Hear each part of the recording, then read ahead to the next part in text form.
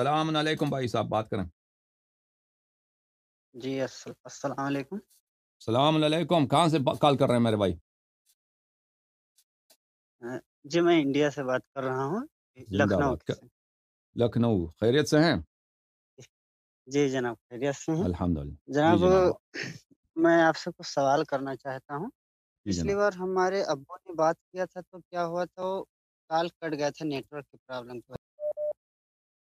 جناب ایک دیکھو، میں ویسے تو مولائی ہوں، ہم لگ بھگ امامیہ سے جو بھی عقائد ہوں میں اس کو 100% متفق ہوں، وہ الگ بات ہے۔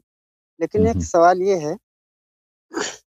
کہ جیسے ہمارے نبی کریم صلی اللہ علیہ وسلم کو جو قریش کے مشرک تھے، کافر تھے، انہوں نے کافی اذیت دی، پھر ہجرت کرنا پڑا وغیرہ۔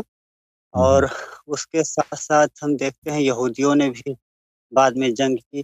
لیکن جب بات آتا ہے فتح مکہ میں تو ہم دیکھتے ہیں کہ قریش کے جو کافر تھے ان کو تو معاف کر دیا گیا، لیکن یہودیوں کو کوئی معافی نہیں ملا۔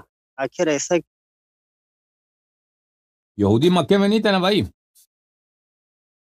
وہ بات صحیح الگ ہے، لیکن نبی کو تنگ کیا، اذیت دی، پریشان کیا، سب کچھ کیا۔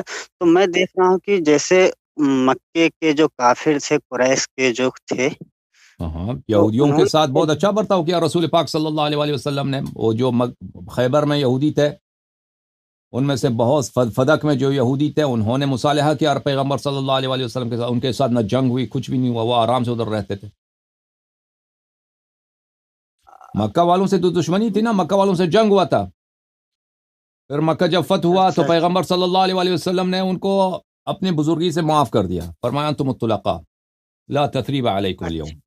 ہاں، یہودیوں کے ساتھ تو کوئی جنگ تو نہیں کیا تھا پیغمبر صلی اللہ علیہ وسلم نے، یہودیوں نے خود جنگ شروع کیا تھا نا۔ جو غزوہ احزاب کے وقت یہودی جو تھے وہ مکہ والے لشکر لے کے آئے تھے، سب قبائل کا لشکر، 10,000 کا لشکر کے سب مسلمانوں کا ہم نے قصہ تمام کرنا ہے، صفایا کرنا ہے، سب کو قتل کرنا ہے۔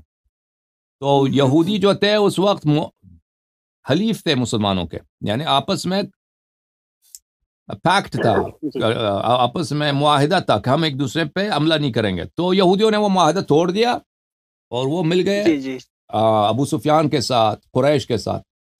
تو پیغمبر نے صلی اللہ علیہ وسلم نے ان کے ساتھ تو کوئی جنگ تو شروع نہیں کیا تھا، خود یہودیوں نے جنگ شروع کیا۔ پھر ان کو سب عرب کو بے علاوہ یہود احزاب میں میرے مولا کے ایک وار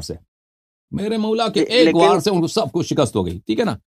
بلے اور اللہ نے سورہ احزاب میں فرمایا کف اللہ المؤمنین القتال، اور روایات میں ہیں، فریقین کے روایات میں، کہ اس قراءت میں یہ بھی تھا بعلی سلام اللہ علیہ، کہ امیر المؤمنین علیہ السلام کے صدقے مسلمانوں کو جنگ نہیں کرنی پڑی، صرف ایک ہی وار سے عامر بن داؤد کو جہنم واصل فرمایا۔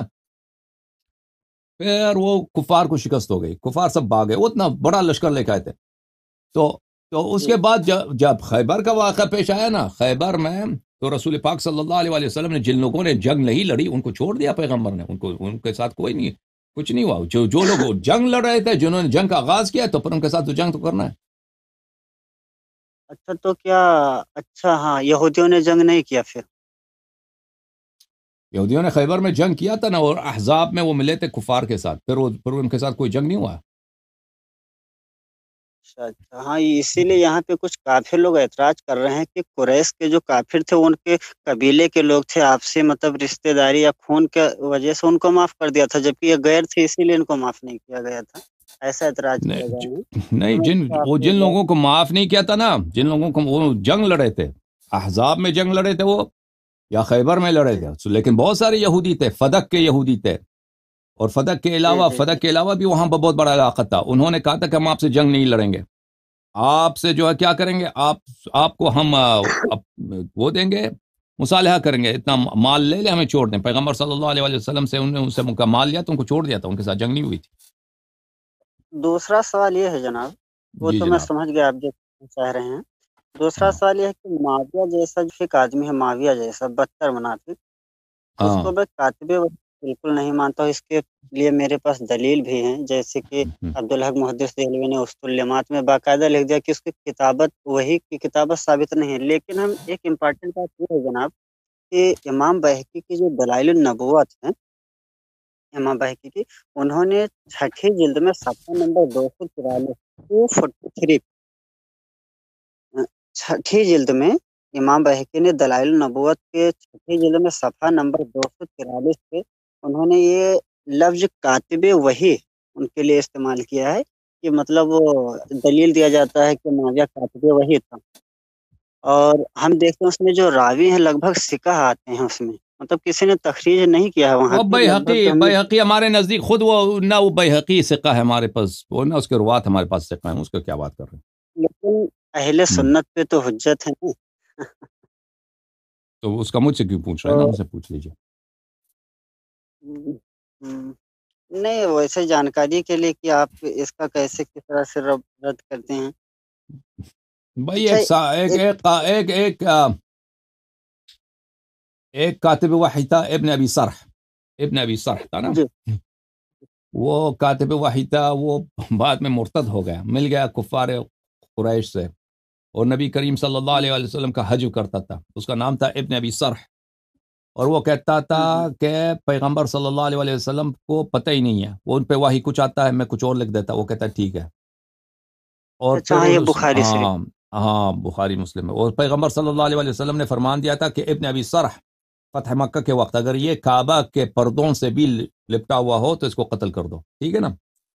پھر فتح مکہ ہوا تو اس کو تو قتل ہونا تھا، لیکن عثمان ابن عفان نے اس کو قتل نہیں کیا، اس کو پناہ دی، اور اس کو لے کے آیا او، پیغمبر صلی اللہ علیہ وآلہ وسلم کے سامنے، اور کہا کہ جی یا رسول اللہ اس کو معاف کر دو، پیغمبر صلی اللہ علیہ وآلہ وسلم نے معاف نہیں کیا، اپنا منہ پھیر دیا جی انہوں نے، وہ اس انتظار میں کہ کوئی شخص اس کا سر قلم بدن سے جدا کر دے، تو صحابہ نے کسی نے نہیں اٹھا، پھر عثمان وہ کہا کہ اس کو معاف کر دیں، پھر پیغمبر صلی اللہ علیہ وسلم نے منہ پھیر دیا اس ملعون سے، کیونکہ اس نے گالیاں دی تھی نا، جی ہاں، تو پھر اور اسی اسی اسی اسی انتظار میں کہ کوئی اس کا سر قلم کر دے، کسی نے نہیں کیا، تو تیسری مرتبہ پھر دیکھا پیغمبر صلی اللہ علیہ وآلہ وسلم نے کوئی اس کو نہیں مارتے، تو پھر اس کو چھوڑ دیا، جی اور یہی جی ابن ابی سرح تھا، عثمان کا دوست تھا، عثمان سے اس کی دوستی تھی، تو بعد میں اسی کو عثمان نے مصر کا گورنر بنا دیا تھا، تو بہرحال جی جی ہاں اگر ان کی کتابوں کے نزدیک اگر کتابت وحی کوئی بڑی بات ہے تو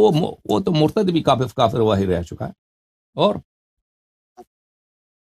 اور یہ کہا جاتا ہے اکثر کہ صحابہ کرام کے جو آپسی مساجرات اور اختلافات ہے اس کو بیان نہیں کرنا چاہیے، اس سے یہ ہے وہ ہے، اور لگ بھگ کیا یہ درست ہے اہل سنت کے نزدیک ہاں اسی یہ طرح جو سے؟ اس کو بولتے ہیں الکف عما شجر بین الصحابہ، صحابہ کے درمیان جو جی باتیں ہوئی ہیں اس کو بیان نہ کرو، تو اس کی کوئی حدیث جی نہیں ہے، اس کی کوئی روایت حدیث نہیں ہے کہ صحابہ کے آپس میں جو جھگڑے ہوئے ہیں، جو مشاجرے ہوئے ہیں، جو قتال ہوا ہے اس کو بیان نہ کیا جائے، قرآن کی کوئی آیت نہیں ہے، کوئی روایت نہیں ہے، تو اس کو کیوں بیان نہیں کیا جائے؟ کیونکہ اس کو جب بیان کریں گے نا، بیان کریں گے تو اس سے کیا لازم آئے گا؟ جی ان کے مذہب کا ابطال لازم آئے گا، کیونکہ عائشہ ان کے نزدیک بہت محترم شخص ہے، لیکن عائشہ وہی ہے جس نے لشکر لے کے آیا ہے، عائشہ پہلی بات یہ ہے کہ اس نے فتویٰ دیا کہ عثمان کو قتل کرو، ٹھیک ہے نا؟ جی جی تو عثمان ایک بڑی شخصیت ہے ان کے نزدیک، عائشہ بھی ایک بڑی شخصیت ہے، عثمان اگر عائشہ نے فتویٰ دیا کہ عثمان کو قتل کرو ٹھیک ہے نا، تو پھر ان میں ایک گڑبڑ ہے، یا تو وہ صحیح ہے یا یہ صحیح ہے، دونوں صحیح نہیں ہو سکتے، پھر عائشہ لشکر لے کے آئی ہے، خود فتویٰ دیا کہ عثمان کو قتل کرو، پھر عثمان قتل ہوا ہے، پھر لشکر لے کے آئی ہے ایک مظلوم شخص سے لڑنے کے لیے، امیر المؤمنین علیہ السلام سے لڑنے کے لیے، اور وہ حضرت عثمان کے قتل سے بری ہیں، بے گناہ ہیں، لیکن اتنا بڑا کیا افراد، حضرت جی اتنا بڑا حضرت افراد، عائشہ کا کیا یہ فتویٰ ہے؟